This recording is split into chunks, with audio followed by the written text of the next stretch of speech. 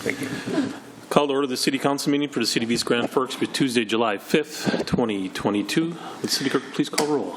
Mayor Steve Gander. Here. Council President Mark Holstead. Here. Council Vice President Tim Riopel. Here. Council Members Clarence Vetter. Here. Dale Helms. Tim Johnson. Here. Mark Demers. Present. Brian Larson. Here. Does term quorum please stand for the Pledge of Allegiance? Pledge allegiance to the flag of the United States of America and to the republic for which it stands, one nation, under God, indivisible, with liberty and justice for all.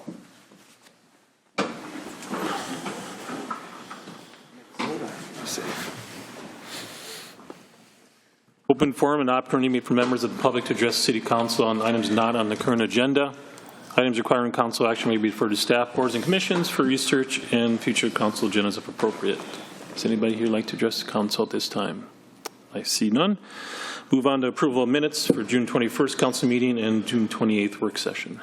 Move. Moved by Johnson. Second. Second by Vetter. Questions or discussion? Roll call, please. Larson. Yes. Vetter. Yes. Riopel. Yes. Johnson. Yes. Olsted. Yes. Demers. Yes. Motion is carried. Scheduled bid lettings, there is none. Scheduled public hearings, there is none. Move on to the consent agenda. Items under the consent agenda will be adopted with one motion. However, council members may request individual items be pulled from the consent agenda for discussion and action if they choose. Any member like items pulled at all, 3 through 6? I'd like to have number 3 pulled. Anyone else have any other items they want pulled? If not, I'll take a motion of 4, 5, and 6. Moved by Vetter. Second. Second by Riopel. Questions or discussion? Roll call, please. Larson. Yes. Vetter. Yes. Riopel. Yes. Johnson. Yes. Olsted. Yes. Demers. Yes. Motion is carried. Number 3, consider approving the facility use agreement between the City of East Grand Forks and Layton Broadcasting for the use of the Civic Center for the annual craft beer tasting event for September 23rd and 24th of 2022. Is there a motion? Move. Second. Johnson moved. Vetter second. Questions and discussion. The reason I wanted this thing pulled, I wanted to have a discussion on it. There's some things that came up today that we want to make sure that we take a look at and make sure that first we want everybody to know that we want to make sure we can get things accomplished so this is a successful event that we can have in our city. But first we need to take a step back and take a look at it and walk through it. A couple of moving parts that we need to discuss. I guess if people did not see it, there was an announcement today that there is going to be a concert there, the same event, Thompson Square, and another band also. And we need to walk through that process, which is tied to Layton Broadcasting, the beer event, craft beer event. So I don't know if Reed, you want to come up speak also, but Mr. Murphy can, and I have JT's here also. We can have a discussion. Mr. Murphy, go ahead. Yeah, I'll just give a quick little brief overview of kind of why this would be pulled and what would need to be looked at here. So the agreement that we have right now that's before you tonight is for the craft beer event, and we're recommending a $1,500 fee for the rental for that for a couple things. They'd have access Friday and Saturday, and then the Monday following the cleanup for a sound system, folding tables, those types of things. If there would be a concert there, there's a bunch of unknowns that would need to be handled before we could have this agreement. It would most likely drastically change the cost of this agreement for the fact that it's going to change the configuration as far as, we might need to take boards and glass down. There's going to be more cleaning. There's going to be a lot more to it than just say for the craft beer event. And the other thing would be is we would have to have another liquor license for that, because the liquor license for that was just approved in the consent agenda for the other part of it is for a beer tasting where the participants would visit the various beer vendors and consume 2-ounce samples of the vendors' products, and also no alcoholic beverages would be sold by the leasee or the vendors upon the premises. Since it's a beer tasting and you pay to get in. So it would, we would have to completely rework the agreement, and we would also have to look at a new liquor license for that particular item for that event. And so those are things that we obviously would not be able to get done here before tonight, which is why we'd have that pulled. And I believe Jared is here, and then Reed can maybe go into a little bit more about what the needs would be, because we're not sure what the electrical needs would be yet. I know apparently they came out and looked at it on Friday. They kind of showed up and asked to be let in. We have not heard what those requirements would be yet, and what whether or not the facility can even offer that type of electrical service. So, Reed, if you want to say anything more about what would need to be done for it, then we can hear from Mr. Thomas, from Mr. Spohr. Sorry. Okay, thank you, Council President, Mr. Murphy. So just maybe a little bit more background on the conversations I've had with Mr. Thomas and Justin LaRock with the SPUD. Dating back the last couple of months, there's been some discussion about this craft beer festival event and whether or not adding a musical concert as a part of the event would be something we'd look at and entertain. There have been questions on my part on what the Civic Center would need in order to host an event like that. Questions that I think we've had that we still are working through needing to find answers for. Exactly how many tickets they'd want to sell for the event to make sure it can fit that within the space of the building. What type of janitorial services, what type of security services, if there's any need for extra portable toilets, those kinds of things to accommodate the crowd. Those are questions that we've had that we haven't necessarily sat down with the organizers of the event and gone through all the details on yet.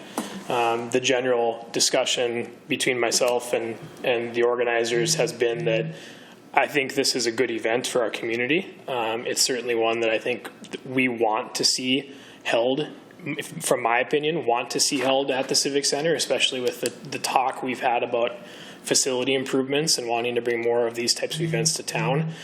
So it's something that I certainly want to make sure we can support, but there's a lot of questions, as Mr. Murphy said, that I think still need to be answered before we know all the details.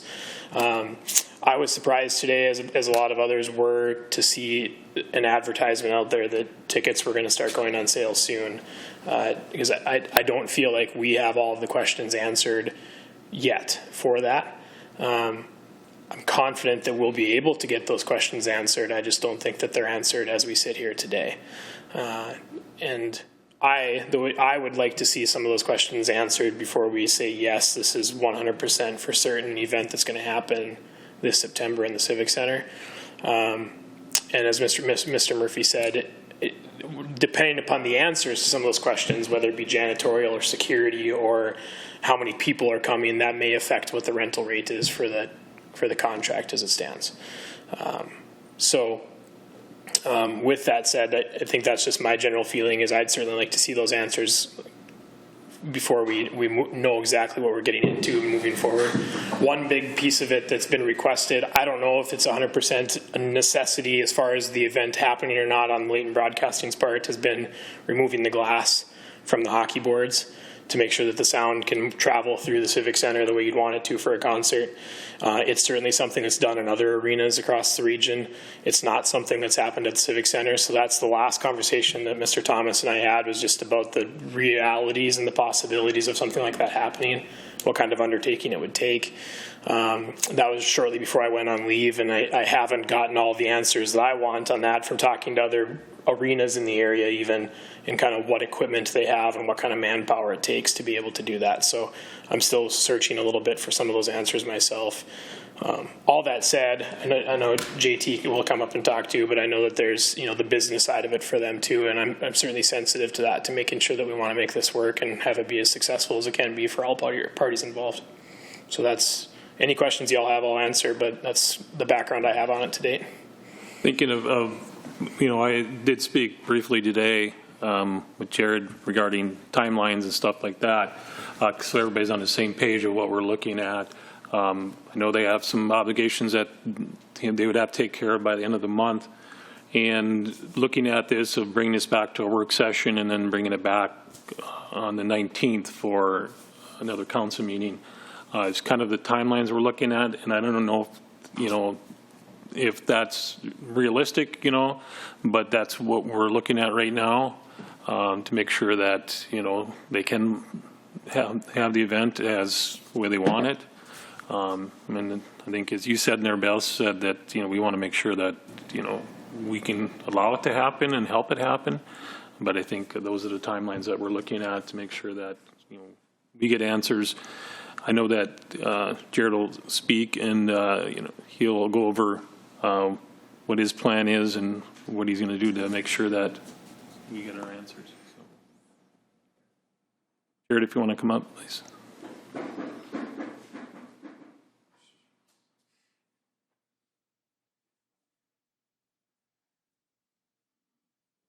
Good evening. My name is Jared Spohr, Station Manager, Layton Broadcasting here in Grand Forks, North Dakota.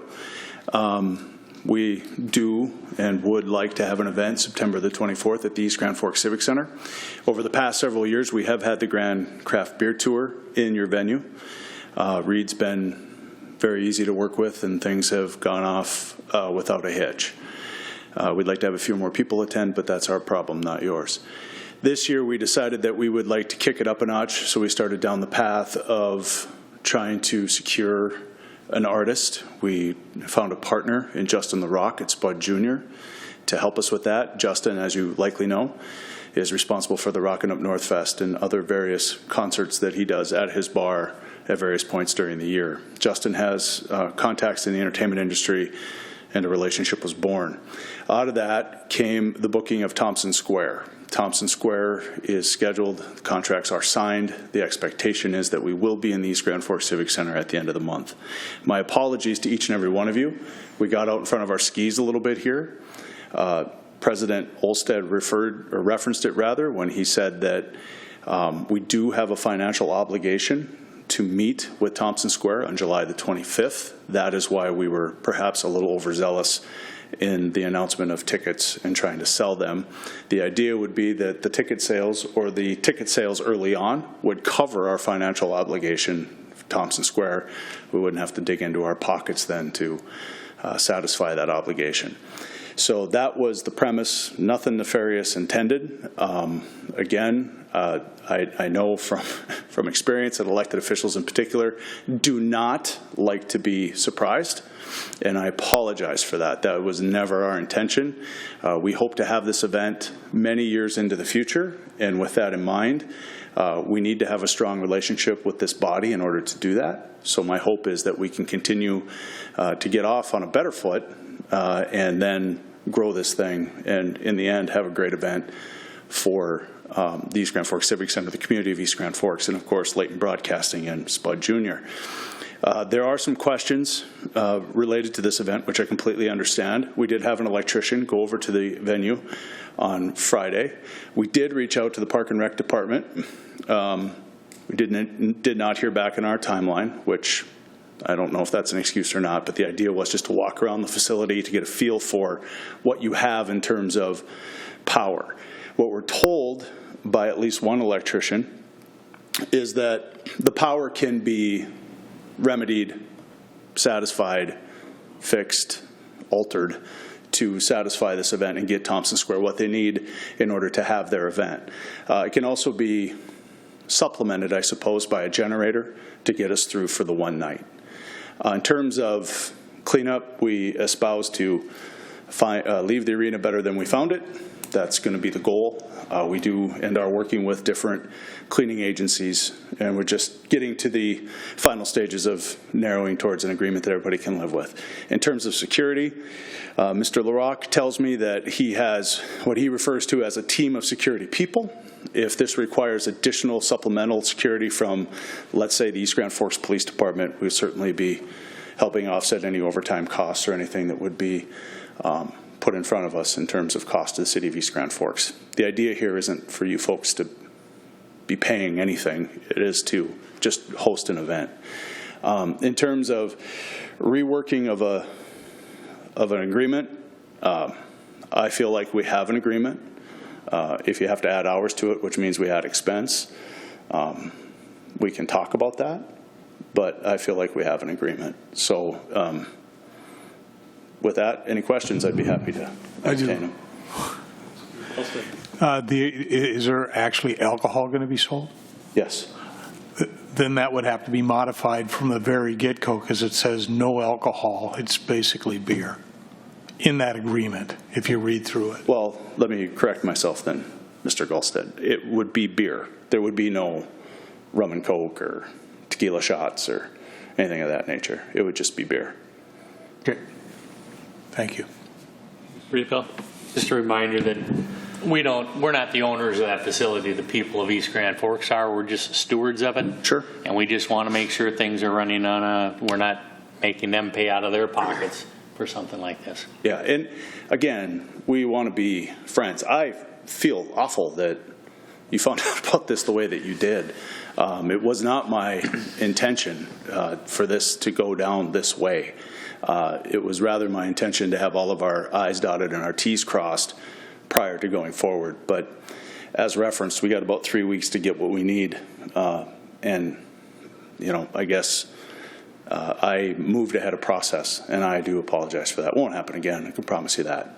Next year we'll be far way out in front of this. To do this, Mark, we need to know by the 18th, right? So that we could vote on it. No, well, next meeting is on the 19th. Council meeting. Thank you, Mr. President. Obviously, it's something I feel like everybody wants to go forward with. Just wondering on timelines, Reed, do you feel like you could get the answers you need in a week? Can I answer that too? I will say I have Reed is here outside of when he was supposed to. Mr. Hutton has put in a request for time off for some personal reasons, and I have granted those. Reed is graciously here outside of that. So I guess we certainly can. I would rather not obligate Mr. Hutton for that kind of timeline. I think we can do it more in-house. I think we'd probably be working closer with the arena manager, and maybe I can pick up some of that. But Reed is going to, Mr. Hutton is going to be somewhat unavailable the next couple of weeks, and I would be very cautious for I'd put up a lot of time commitment on him at this particular point. So I will certainly step up and do that, and I will work with the arena manager on that, but I'm just not really willing to commit Mr. Hutton's time yet at this point. I wasn't going to say that, but since he did, I'll agree with him. My wife is probably watching. With that said, I think we'll try to find the answers. I mean, the people will step up. I do, since people are watching and I'm on the mic, I want to apologize to Brian Larson, our arena manager, since David volunteered him. I have not had the chance to even talk with him about this event because JT called, and the next day I left on leave with the newborn. So, Brian, sorry, but we'll make this be a good thing. I guess the only reason I was wondering is could we do a special meeting after next week if we could put it together, have our work session, have a special meeting after? And I did mention that to Jared also, if we had to do a special meeting, if that's what we had to do, if we could get the timelines, achieve those. So I think what needs to happen is that Mr. Gulstead, I guess, and Mr. Murphy and Megan need to get together with Jared and Justin to work out everything so that we can move forward and have a successful. So I guess if we want to leave that option open, I think that would be a potential avenue, as we could maybe get this done in a week if everybody. Well, I guess if I may, the biggest unknown that I see is the requirement of or the request to remove the glass, but I'm not sure if and I really don't know because I haven't had any of these conversations with these yet, but from what I understand, the glass and then possibly the boards, or is it just the glass? Just the glass, okay. So just the glass. That is the biggest unknown because we have not done that here at the Civic Center, at least as far as anybody that I think still works here has been involved in. And so we do not know that we have the equipment to do that. We would probably need to get the equipment because from what I understand, how they do it in some of the other arenas, they have forklifts with suction cups and things like that. And you have to label them because that particular piece of glass needs to stay with that particular board. You know, you can't just mix and match them and stuff. So that's the big unknown as far as how much of a rigmarole that would be to do that, and more importantly, what the cost of that would be. You know, and who would we have do that? Because I know we probably do not have the in-house capability to do that with the Parks and Rec employees due to the fact that we are really not keeping up with the lawn mowing and that right now with the seasonals and that we have. So to divert them to do this may not be feasible. So we would have to look at some outside help on that. So that's the biggest unknown I see on that, even more than the electrical, is getting that part of it ready and putting it back. Yeah, to add to that, I would agree. That's the biggest hurdle we have is one, the discussion between myself and Leighton Broadcasting is, does the glass 100% have to be removed in order for it to be a successful event? If they feel the answer to that is yes, we want to find a way to help as best as possible with that. The manpower, we don't have the manpower to take all the glass out on our own. It's not even possible, going into details, to remove all of the glass. We won't remove all of it. Where there's stanchions at the ends of the rink, we won't remove it. The seamless parts of it on the sides of the rink, yeah, there is a way to do that. Thief River Falls, the Ralph Engelstad Arena in Grand Forks certainly have experience with it. They have equipment. They have racks that they set the glass on when they're done. They have a labeling system.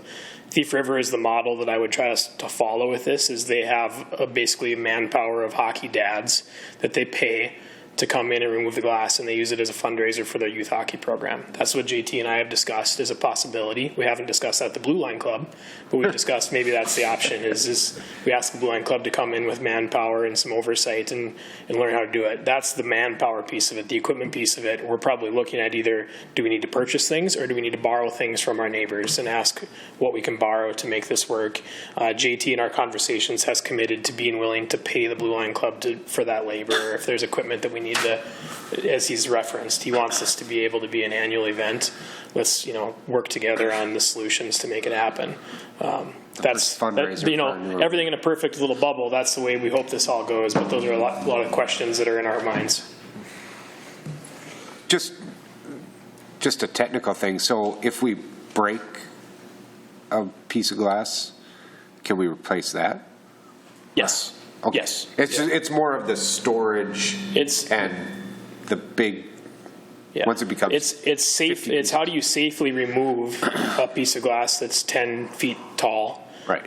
Once it's already shattered. If we have the power equipment to do it, it's one thing. If we have to do it in the middle of a hockey game and a sheet of glass breaks, which happens, our equipment to do it right now is handheld suction cups and literal manpower. Well, you're not going to do that 60 times over. We fret ever having to do it once. So we would need some help with some equipment and that kind of manpower to be able to remove it, stack it, have it organized and labeled properly to know how to put it all back together when we're done. It's not that it can't be done, it's just that we haven't done it, and those are processes we need to work through, questions we need to answer to know how to do it. Right. I can shed a little light too, excuse me, Councilman Demers, is the schematic or the setup that I've seen at this point puts Thompson Square with their back to the north. So it kind of puts you in that north end. So the larger glass would stay anyway. Ideally, if we could get the glass removed for acoustics and all the things, that would be great. Is it an absolute 100% deal breaker? I would tell you at this point, no, it is not. Thompson Square isn't calling for it. HB Sound and Light, who will do the staging, is suggesting it would be a really good idea if you got that glass out of there. It will help the people that hopefully are sitting in the stands that can hear better and can get a truer version of the sound that Thompson Square is putting out. But is it the end-all, be-all? No. However, I don't want to leave you with, well, then we won't do it. That's not what I'm trying to say. What I'm trying to say is that if in the end Reed comes back and says, dude, can't do it, then we just move forward without it. It has been down, because I remember a circus, a Jose Cole circus, when the glass was down, so. Yes, it has been done, not in our current glass system. Okay. The new seamless glass that we say it's new, it was put in 2012, 13, somewhere in that area. That glass from that has not been removed. Okay. The older style, shorter plexiglass was at times removed for events, but this is tempered glass, not plexiglass, and it's taller sheets. Right. It's a lot heavier than that old plexiglass style was. So yes. Just another question about the power and stuff. Is that something that we need to bring to Water and Light, or is there any requests going to be made, or? Yeah. Well, I don't know as much about what kind of power requirements they have. They dropped in on Friday last week and walked through. Mr. Dragic, when Justin came to the office window, Mr. Dragic took him over there and walked through.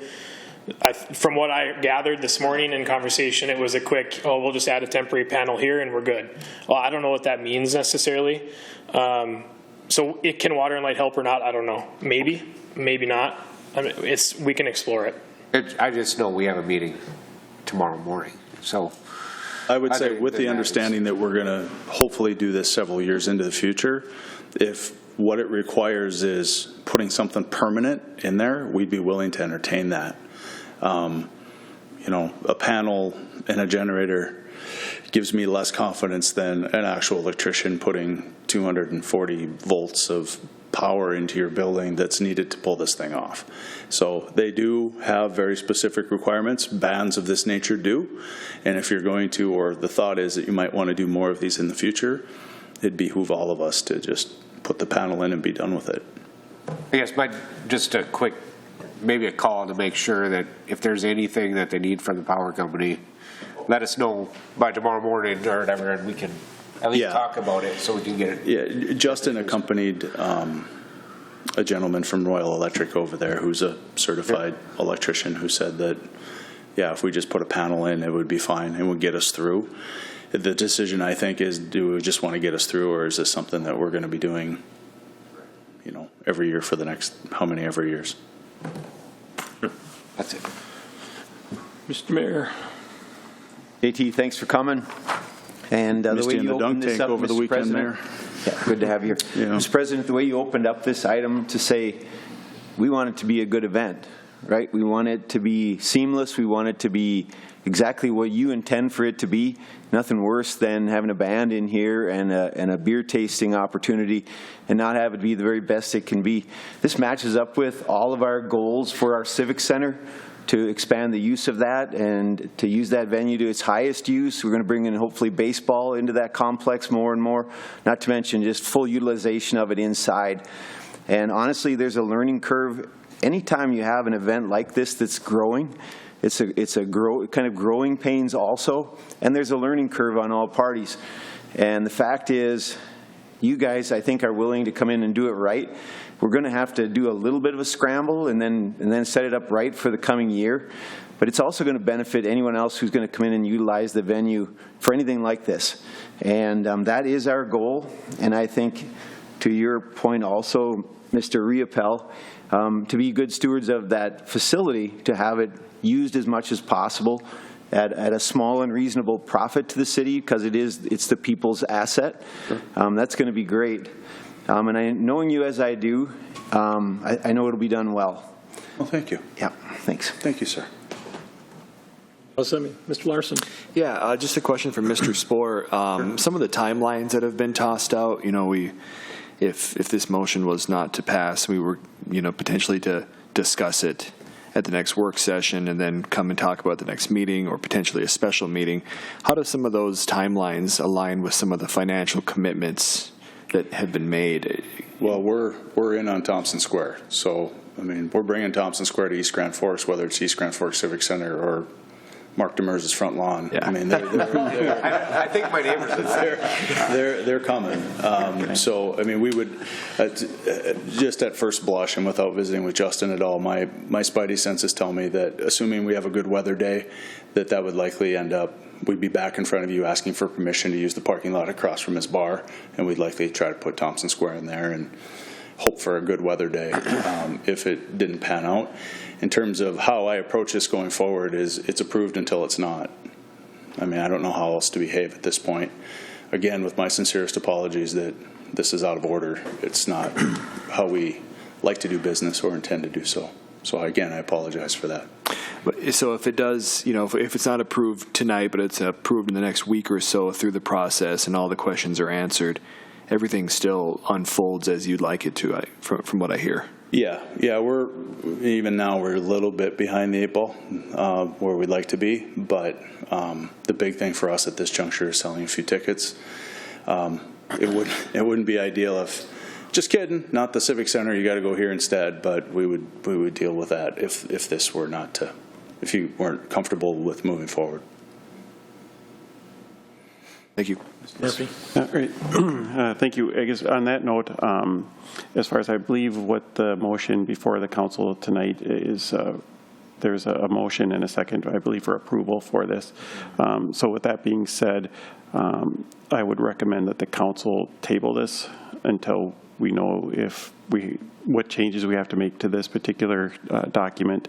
I understand Mr. Spore's comments on there, but I do believe that it's going to be at least minimally modified, just for the fact for adding the concert is part of it. So I would recommend that the council table it until a future meeting to see if it needs to be, what kind of modifications it will need. Who made the motion, original motion? Mr. Johnson. Motion and Vetter second. Right, Megan? Mr. Johnson made the motion. No. Okay. So, Mr. Johnson, do you want, anybody, Augie, so you don't have to, someone else can make the motion to table it. Go ahead, you bet. Second the table it? Mr. Riepel seconds. Any other discussion? Not all have,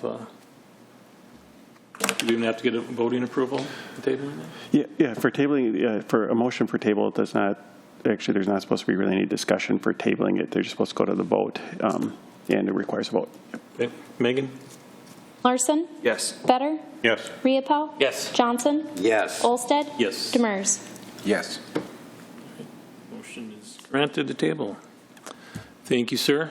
Hopefully we can get together with everybody tomorrow sometime. Yep. I will be here. I have a meeting right away in the morning, and I have a meeting at noon, but otherwise I'm free should be free the rest of the day. Send you a calendar invite. Okay. All right. Thanks, JT. Appreciate the time, guys. Thank you. You got to talk about that concert in my front yard. Now, the receipt of reports of officers, boards, and commission. There is none. Communication, there is none. Old business, there is none. Move on to new business.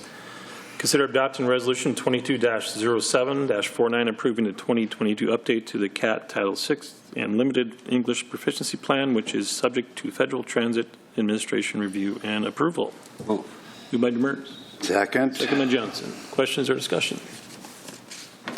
See none.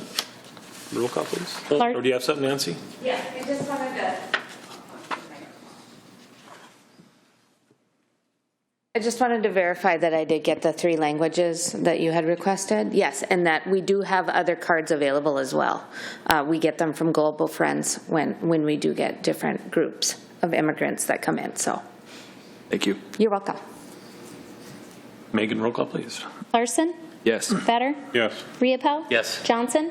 Yes. Olsted? Yes. Demers? Yes. Motion is carried. Number 8, consider adopting Resolution 22-07-50, accepting and awarding the 2022 City Project Number 7, VFW Drainage and Pedestrian Improvements to Off Construction for a total of $119,026.20. Is there a motion? Move. Moved by Larson. Second. Second by Riepel. Mr. Johnson? I just wanted to bring up, I got some people that were asking me, Reed, you know, this $120,000. Couldn't it be cheaper? Did they ever think of this mud jacking or whatnot? And I said, well, I know Reed, and when he does something, he does it right. So don't make me a fool. I think you said it right, Mr. Johnson. That would be my view of it is as you look at this back area that needs to be improved in the drainage, it is some concrete, some decent shape asphalt, some really, really beat up asphalt, and some gravel. And it's just a mix of all of it in that place. And I guess this is our best feeling of the way to do it right is to remove all of it and get it all put back in with concrete and this catch basin and storm drain that drains it back. So I think it's the only way to do it if we're going to do it is just invest in it and get it done the right way. So hopefully we're not facing it in years to come. Thank you, sir. Just one thing on that, I'm sorry, but real quick on the mud jacking. I had the same thought, so I actually rode my bike down there. The slab is right even with the lip of the garage door. It has not settled letting the water in, so it's already at the lip of the garage door. There's nothing to lift to get the water to chase away. Sorry. Mr. Vetter. Thank you, Mr. President. I too also drove over there, but I brought my 5-foot level along. That whole slab is perfectly level, so it doesn't slope anywhere. 120,000 just seems like an excessive amount to fix this. And you're right, there is concrete and there's asphalt and there's gravel, but if you tear out the concrete and just pour a 2-foot slab, I don't know how many times someone's actually going into those overhead doors. My guess is not very often. So to have a drain system and all new concrete driveway seems kind of excessive. And maybe just like you say, it is level with the door. So to tear it all out and pouring a 2-foot apron that slopes quite a bit away from there might just fix it also. I'm going to vote no just because I think 120,000 is a hefty price tag to fix this problem. Mr. Vetter, if I could just respond, you looked recently at it? Yeah. Okay, so when we had the issues with the water coming into the building, those walk doors, the entry doors at the back, there's a concrete stoop poured there that we poured a couple of years ago that's about the distance of the doors, the swing of the doors itself. This winter, that concrete pad stayed in place. We dug down 6 feet a few years ago and tied that concrete into the building. That stayed in place well. The concrete directly off of that, this spring when we had the water issues going in, it was raised almost 4 inches. And that's what we saw from there all the way through to the front of the overhead doors, is the frost has heaved that concrete substantially. Now as the frost has left the ground and we're in the middle of the summer, it's all settled back down. There is no kick there anymore when you're going to come out the doors. There's no toe stub. But that's the fear I have with it, is if we just try to do a minor patch and leave it similar as it is now, all of that water, every time it rains and the snow melts and we remove ice from the arenas, it just sits in that space. There's no drainage or a way to pull it away to get the moisture out of that ground and try to help with this frost heaving we've had year after year. So I think that's the concern I would have with a smaller repair, is just that we may end up with the exact same scenario next winter when the frost heaves the concrete again. And now, all that said, there's no telling the frost won't do that over again. But I believe that this is getting this catch basin put in and the storm drain to help pull the water away from that is the best shot we've got at getting it done right. Else have anything? Mr. Johnson? Well, I'll tell you what, we got a good mayor and a good council member there, Mr. Vetter, with this 5-foot level. That's pretty good. Thank you. Anybody else have anything? A roll call, please. Larson? Yes. Vetter? No. Riepel? Yes. Johnson? Yes. Olsted? Yes. Demers? Yes. Motion is carried. Number 9, claims. As consider authorizing the city administrator clerk treasurer to issue payment of recommended bills and payroll. Moved by Riepel. Second. Second by Johnson. Roll call. Larson? Yes. Vetter? Yes. Riepel? Yes. Johnson? Yes. Olsted? Yes. Demers? Yes. Motion is carried. Mayor Gander. Actually, Mayor Gander, if I may, Yes. just for the fact that Mr. Hutton has a previous engagement that he has to leave, could I ask if you would yield to him to? Oh, absolutely. Would you please, sir? Absolutely, He's on yes. vacation. I text Mr. Murphy a long list. I just want to update on the swimming pool for everybody before, and I have to run by 5:45. So on today's Tuesday, on Monday morning when we got to the pool, we could hear that the bearings were really loud in the main pump that circulates the pool. So we shut it down and had to shut the pool down until we can get that repaired. It got in for repair this morning. It looks like we're going to get the pump back about 9 o'clock tomorrow morning, repaired, and Lunseth will be there at that time to reinstall it. Best case scenario with it all is about noon, 1 o'clock tomorrow, we're going to start circulating water again with the pump. I don't know for certain at this time if I can say that that means we're going to be open for business tomorrow. We're going to have to see what the water makeup looks like once we get it all circulating again. My gut is telling me we're reopening Thursday at regularly scheduled time for business. And I think that's, a great outcome, considering what it could have been. As far as the description of why the bearings went on this pump, we don't have that. I've asked electricians to deal with these motors all the time.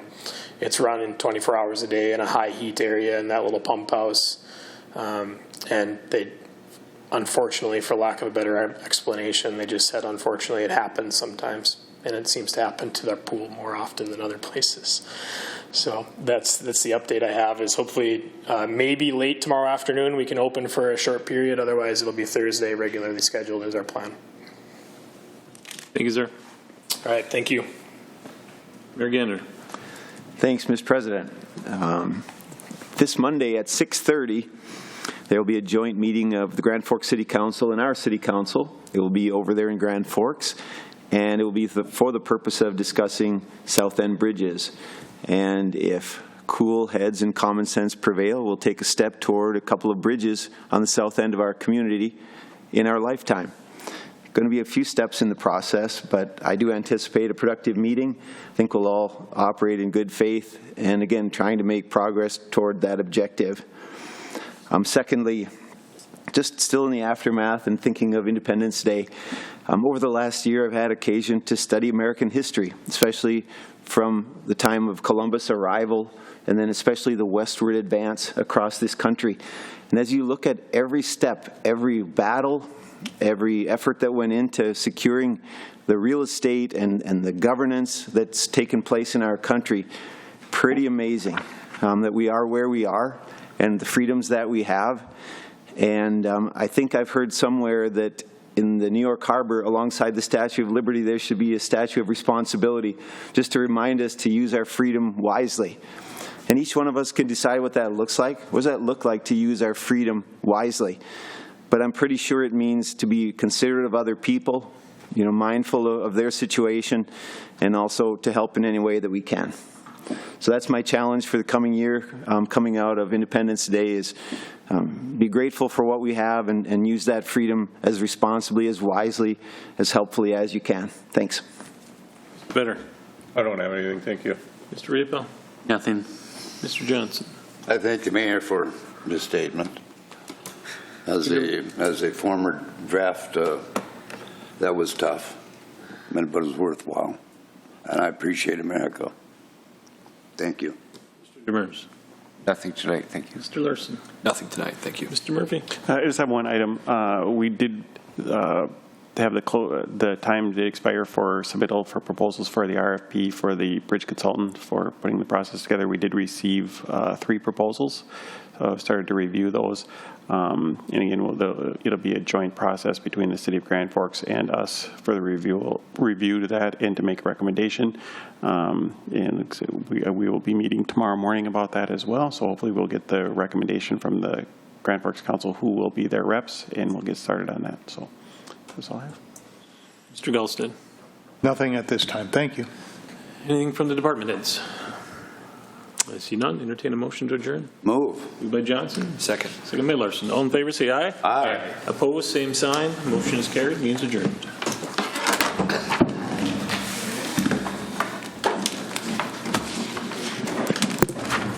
So if we call a special meeting, we have to get that like in the paper. Yeah, 3 days in advance. It's just